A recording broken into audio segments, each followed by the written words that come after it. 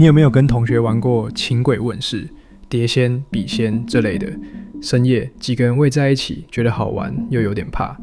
台灣有一種版本比碟仙更老、更冷門，也更毛。不是用碟子，不是用筆，是用一張竹椅，它叫椅仔姑。特定的夜晚，少女們把竹椅搬出來，唱歌，等椅子變重。有些地方的儀式還要多備一樣東西，從豬槽下面挖一塊土，放進蟹籃，擺上椅子。因為它被埋在那裡，你要召喚它，先把那裡的土帶來。椅子重了，它就來了。不過，在我繼續說之前，你先記住一件事：你請得來它，不一定送得走它。大家好，我是小明，歡迎回到藝海路。椅仔姑3歲時，父母雙亡，跟着兄嫂過活。兄長的妻管着這個家，管着這個沒人要的小姑，把她放在灶邊的竹椅上，叫她顧活，不准進食，不准睡床，柴火的煙日夜熏着她。做不好就打，做慢了也打。3歲就這樣過日子，打到骨瘦如柴。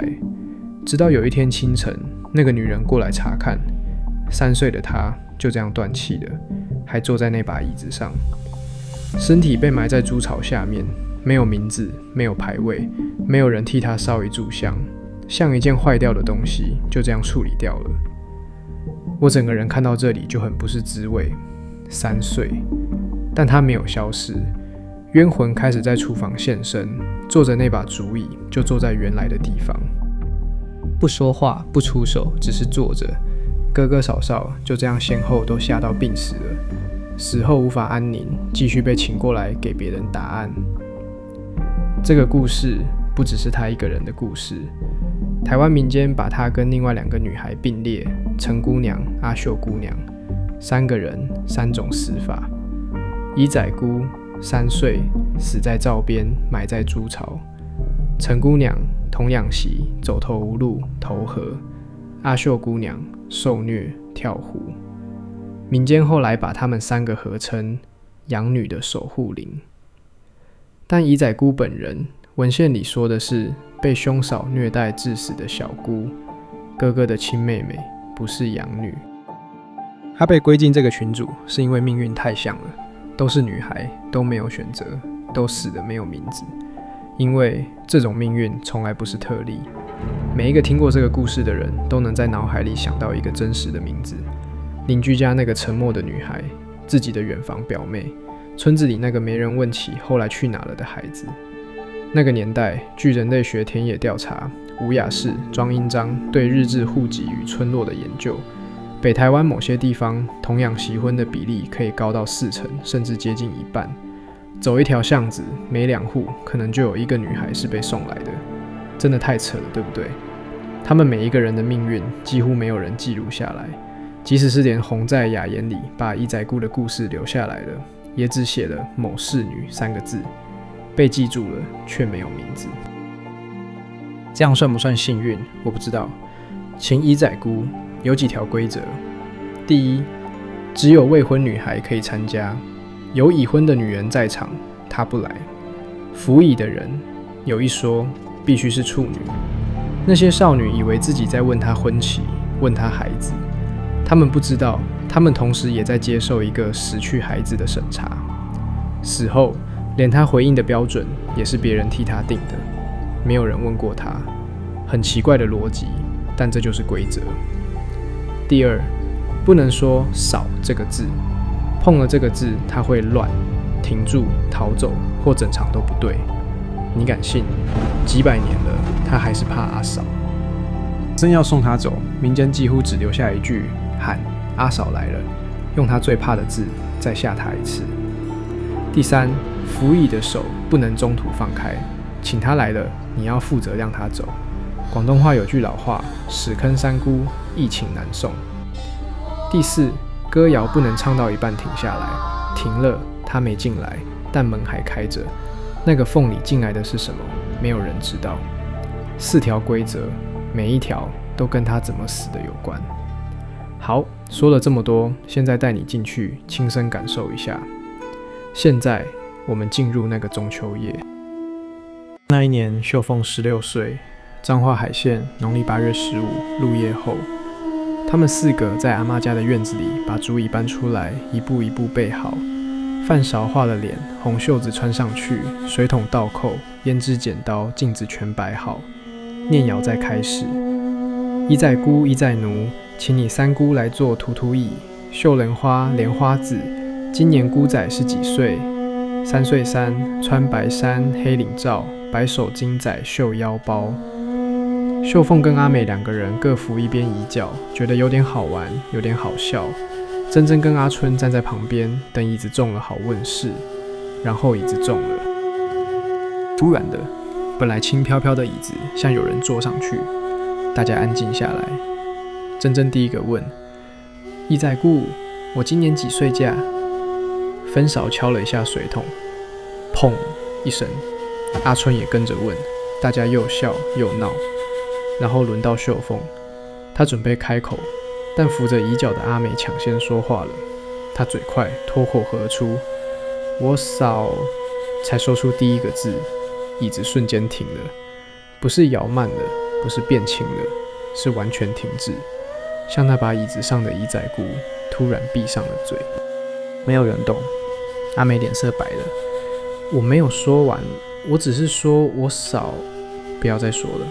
秀鳳低聲說：“太晚了。”椅子又開始搖，不是之前那種輕柔的回應，是不對的搖晃，幅度太大太急，不像在回答問題，更像是想要離開，或者想要帶走什麼。2人原本1人一邊，各抓2隻椅腳，阿美的手指先僵住，我放不開，聲音發沉。秀鳳，我放不開。秀鳳想鬆手去拉他，自己的手指也動不了。我也放不開。2個人的指節都開始發白，指甲幾乎嵌進竹節裡，但什麼都沒有逼着他們抓緊。椅子還在搖，但幅度越來越小，重量還在，那個坐着的重量沒有消失。秀鳳僵在那裡，不知道該怎麼辦。他阿嬤教過他請的方法，但沒有說過如果他不肯走怎麼辦？沒有人說過。然後是阿美，就是那個說錯話的阿美，突然大喊：“阿嫂來了！”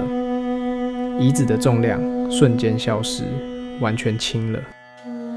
2人的手同時鬆開，阿美看着自己的手掌，手心是白的，像被人緊握太久留下的印子，但什麼都沒有握着它。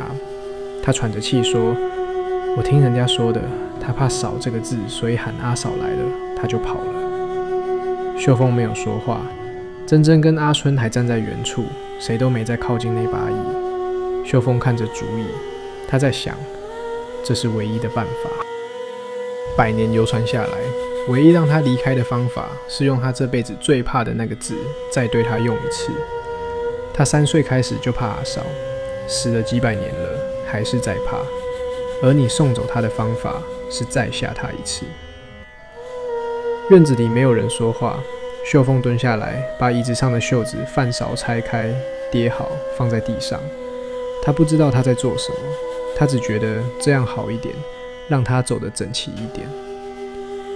這是秀鳳的故事，但這種事不是只有他遇過。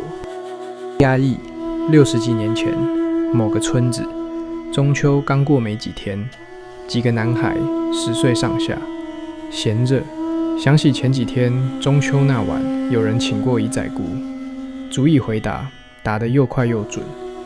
隔壁阿財問自己幾歲娶妻，敲了18下，大家笑得東倒西歪，太好玩了。於是他們又搬出那把竹椅，照着步驟，飯勺、衣袖、空水桶，2人一邊各抓2隻椅腳，開始唱：一載姑，一載奴，請你3姑來做圖圖椅。唱到一半，有人忍不住笑出來，歌謠就這樣斷了。椅子沒有動靜，他們以為沒請到，從頭再唱。椅子動了，但不對，不是那種緩慢的，像有人輕輕坐上去的重量，是急的、重的，像好幾個人同時壓下來。2個扶椅腳的男孩幾乎站不住，被拖着往前衝。然後是阿財，他開口了，聲音不是他的，低沉，從喉嚨底下透出來，說的語言沒有人聽得懂。他的眼睛往上翻，嘴角開始冒白沫。其他男孩尖叫，四散逃開。有人跑去喊大人，有人跑去廟裡。大人趕到時，阿才還坐在原地，眼睛翻白，嘴角全是沫，身子一下一下抽。賊喊他，他都不應。他們把人抬去廟裡，先安後收，再問，問了很久，後來才搞清楚，附在阿才身上的不止一個，是7個。最後請來媽祖出嫁，才把那7個收服。猛開了，只是進來的不是姨仔姑。阿才被收驚了3天。回來之後，他說不清楚那段時間他在哪裡，只說很暗，很多聲音，一直有什麼東西在跟他說話，但他聽不懂。這是民間口傳，當年那個阿才長大成老頭親口說出來的。他說他們錯在哪裡，不只是過了節又完，是歌謠唱到一半停下來了，撐開了一半，進來的不是姨仔姑。這個儀式，你以為你知道在幹嘛，但其實你不一定知道。他有2個名字。關姨仔姑問活人的事，婚期運勢；關三姑關落陰問陰間，帶活人的靈魂入地獄探望親友。池田敏雄在民俗台灣特別去問過台北萬華的老婦人，確認這是2件不同的事，只是儀式太像，曲調一樣，後來被人混淆了。你以為你在請他來幫你問婚事，你分得清自己開的是哪扇門嗎？說回姨仔姑本人，她3歲死的。埋在豬巢下面，沒有名字。但幾百年來，少女們把她請出來，問她婚姻，問她孩子，問她年歲，她都回答。用椅子搖，用飯勺敲，耐心地回答着那些她這輩子永遠不會有機會自己經歷的事情。問完了，沒有人道謝，沒有人問她還好不好。要讓她走，只有一個辦法，喊阿嫂來了，把她嚇跑。你想一想這件事。他生前嫂嫂那個字代表什麼？凌虐、飢餓，那個坐在灶邊等死的3歲。他死後，那個字依然讓他消失。幾百年過去，什麼都沒有改變。陳姑娘投了河，阿修跳了湖，姨仔姑斷氣在灶邊的竹椅上。3個人，3種死法，全部沒有選擇。民間把他們3個合在一起，說他們是保護養女的守護靈。但你有沒有想過，他們自己有沒有人保護過？那把竹椅現在不流行了，你不會在中秋夜的院子裡看到少女們在唱那首咒語了。但我想，某個地方它還是坐着的，那把椅子還是稍微重着的，等着有人不是來問婚期，不是來問幾個孩子，只是來問一句：你還好嗎？我是小明，如果你喜歡這個故事，別忘了訂閱藝海路，我們下次見。